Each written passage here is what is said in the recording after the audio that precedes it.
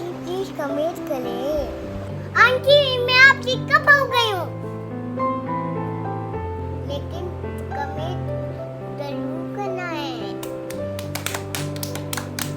अगर आपने वीडियो यहाँ तक देखी है तो एक कमेंट में यमी ज़रूर लिखें, हमें सपोर्ट करें ताकि हम आपके लिए मज़ीद मज़ेदार और फ़नी रेसिपीज़ लाते रहें। आपका हर लाइक और कमेंट हमें मज़ीद मेहनत करने की हिम्मत देता है। चैनल को सब्सक्राइब करके हमारे फ्रेश किचन फैमिली का हिस्सा बने।